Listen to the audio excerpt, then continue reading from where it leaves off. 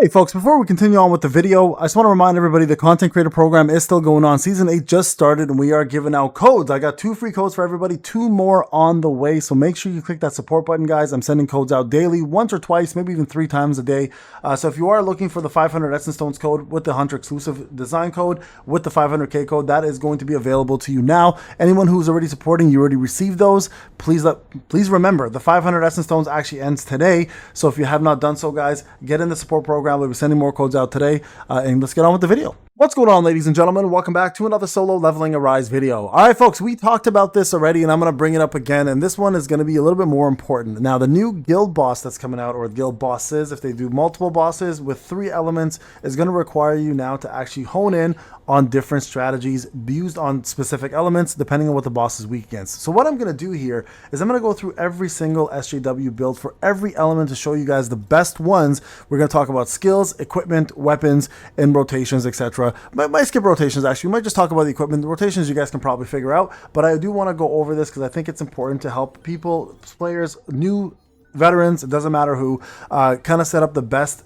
go-to, I guess, elemental damage setup for JINWOO. So let's go over every single element. We're going to talk about, again, the weapons, the artifacts, the skills, cores, etc. that you want to use for this specific build. Now, this will apply for anything, guys, whether it's POD, whether it's guild boss, it doesn't matter. These are going to be the best elements put together, especially now with the introduction of some of the newer weapons such as Stormbringer. The game is evolving and changing, and of course we have ourselves a brand new water weapon most likely dropping during the 1-year anniversary. So for those who are looking for a water weapon, just hold off till then. Okay, so first off, let's go over SJW. 2 main setups for him, and we're going to talk about also in terms of stats where you want to look at. So for guild boss stats purposes, we usually go about 300 to 350% in terms of the intellect. The reason why you do this is to continue rotation smoothly with Reawaken and Intuit. So Intuit will give you the max amount of attack you need at 200 for legendary, and I think it's 240 for mythic.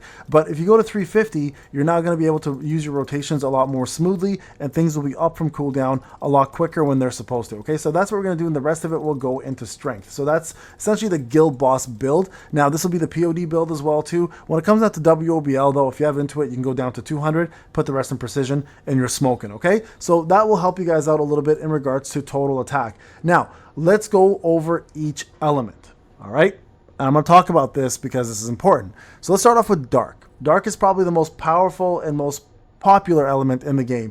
Dark will always continuously be, in my opinion, the following 2. Now, there could be a little bit of a, wonder why that happened. Why did Thomas Andre just lose power? There will be another option here as well, too, if you would like to use it. Of course, you can use Moon Shadow Daggers with Plum Sword. This is the most popular Dark build, and I think will continuously always be the most popular Dark build until they do something to nerf either one of these 2 or introduce something that's even more OP. More to come on that. Now, I'm going to do a backup option as well too. If you don't have the Demonic Plum Sword or the Moon Shadow Daggers, another really good option will be the Zeke's Fragment, which is a great weapon for DPS. Much better than the Scythe when it comes down to overall damage. So you definitely want to go with either Zeke's or the combination, but this 2 here are the best 2 skills. Okay. Now, when it comes down to overall skills, what are going to work the best for SJW when it comes down to dark skills? Well, obviously Magnifying Slashes will continue to rule supreme when it comes down to dark skills. So you definitely want to make this your skill number 1, and your skill number 2 when it comes down to dark skills. You're most likely going to want this is a break, and it's going to be dispersion. Now, the beauty of dispersion, it works 2 different ways. Number 1, if the opponent doesn't have a break gauge, which most guild bosses don't until they finally have that little small bar, you want to use this one for sure for DPS. It does insane DPS on top of the fact that it does fantastic break damage as well, which is almighty. So this is going to be your best combination for most of the time for dark skills. So dispersion and Magnifying Slashes for sure will continue to rock everything. Okay, now when it comes down to QTEs, I'm going to keep this fairly consistent. If for some reason they're strong against wind, then obviously don't use Thunderstorm. But anything that's, you know, because there's 3 elements, anything that is weak against wind, Thunderstorm will reign supreme. Anything else outside of Thunderstorm, you're going to probably want to use either the surprise attack if the target is in break state, which again, most of the time doesn't happen, but in case they have a break bar, or you can use this over here if an opponent has a break bar, but ideally you want to go between these two. So the fire and wind element there. And then lastly, for this QTE, your best bet is going to be going to Overshadow, which does the most amount of damage here. Or again, if somebody has a break bar, you use Corrosion, right? This is a pretty decent one as well for water when the water elemental happens, but we'll talk more about that later on. And this one here is decent extinction, but Overshadow just does way better. So Overshadow is going to be your best friend for this fight for Dark, okay? So there you guys go. That is the Dark setup. Now, when it comes down to cores, your cores are going to be fairly the same. You're always going to use Ancient Wrath Obsession. You're always going to use Ancient, not this one, sorry, let me go back here. This one here, if you guys can get it. Having a shield, obviously, so Nameless Demon's Horn. And then in the bottom here, you can use various different ones. You can use this one here where he gains MP back when he does an ultimate, or you guys can use right over here, the Teeth of the Watcher, which gives you MP consumption. And once in a while, you could also use Punishment of the Crimson Apex. Okay, so it's your choice on cores. All right, now, equipment. This is going to be pretty much the same throughout, guys, so not much is going to change here. You're going to go Curse, you're going to go Expert for now until new ones are introduced, obviously, right? Until new artifacts introduced. For now, it's going to be Curse and Expert, and then you want to go Curse and Outstanding Ability depending on what you're using. All right. Now, when it comes down to Blessing Stones, I'm going to keep this fairly consistent as well. Reawakening is a must-have always. I'm going to move my screen over here. All right, Reawakening is a must-have.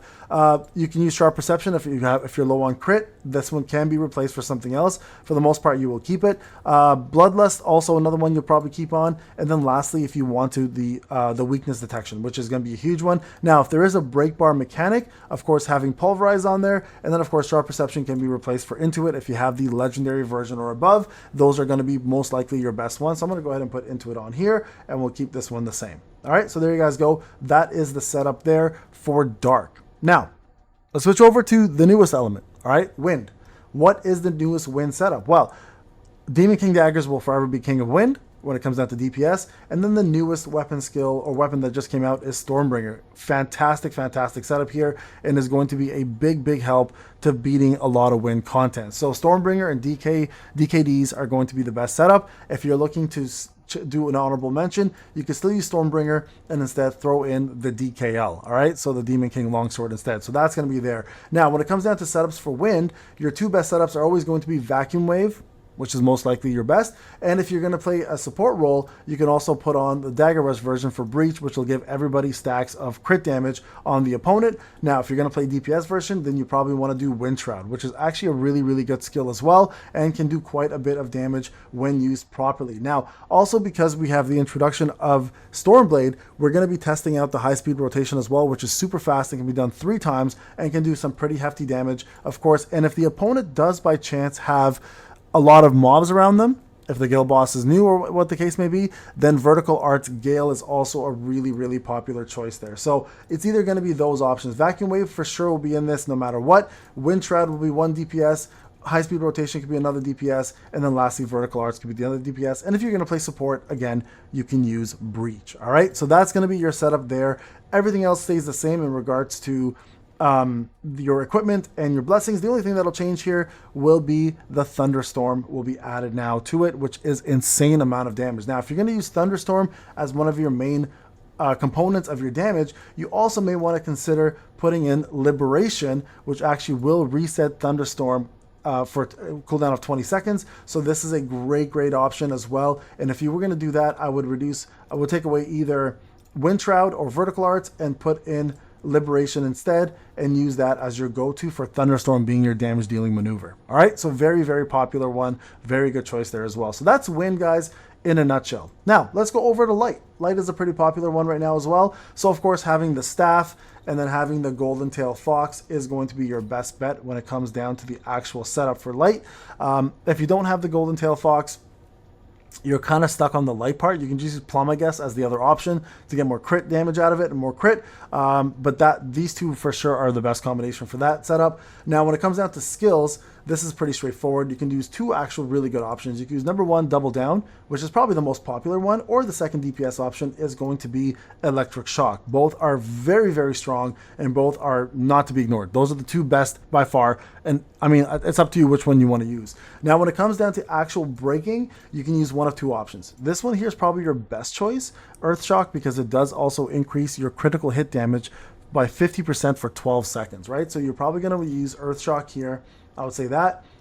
And then here, I'm going to go ahead and set up Double Down or, again, Electric Shock. Both of them work really, really well. When it comes down to QTEs, again, you're going to want to go back to Overshadow because there's no elemental QTE for that. And then here, you probably want to use, so Overshadow here, and then this one will remain the same at whichever one you want to go with, right? So I would say probably the fire one or the wind. Again, depending if it's strong or not, you may have no choice but to use one of the break ones. But nonetheless, one of these elements will, of course, hopefully be with light. So those are the best options there. Again, nothing really changes when it comes down to the skills and equipment. Everything will remain the same in stats, and the cores will not change either, okay? So definitely want to use that setup when it comes down to light. Now, let's go with fire, which is probably going to be the next popular one there, and that's going to be the Phoenix Bow with the fan. Very, very popular, very strong at the moment, and does a ton of damage for you. Now, when it comes down to skills for this, you absolutely want to switch this over to Decimation. Decimation does massive damage when charged and also increases your critical hit damage by 80% for 5 seconds, allowing you to do a big boost of damage. So that will be your number one. Your number two will be actually another Sonic Stream one called Sonic Explosion. Now this does the most amount of damage out of any Sonic Explosions, but also increases your core gauge to 100%, also increases your core damage quite a bit for 7 seconds. So with the Phoenix Bow, it is the most popular setup. Of course, here for the QTEs, you want to use Surge, which will give you fire, and then here you want to consider still going Overshadow. Just again, no elemental there, right? So this is going to be the best setup right there for you when it comes down to your fire build. All right, now, the last option, of course, is unfortunately water. Now water really doesn't have much going for it, and this is what we're hoping for when it comes down to the release of the new water weapon. Scatty is your first option with the Grimoire. Not happy about it. All right, we know how bad Scatty is. The other option, of course, is the brand new SSR Kasaka Blaze that they gave you. Again, not a very good option. And then the event weapons are not very good. So water is going to have the biggest struggle, but water does have pretty good skills. So for example, the vertical arts one over here is pretty good. When the opponent is in break state, you do 250% more damage. So it's not a bad option there, right? And if you look over here, Rush does fairly decent as well too. When the final land hits, it deals weak break damage to the target every 3 seconds. So if there's a break bar, but at the end of the day, realistically, you're probably going to use this for your break, which is Iceberg. And when it comes down to it, honestly, skill-wise, it's a little bit tough. It would probably go between this over here, which is your Frostbite, which increases more damage the closer you are to the opponent, or it would end up being right over here on point, right, which gives you a shield, does pretty decent damage. And then lastly, there is, of course, the Cold Storm, which does apply Frostbite and has the application of Freeze, but we know freezes don't work that well. So water, unfortunately, guys, currently is just lacking quite a bit.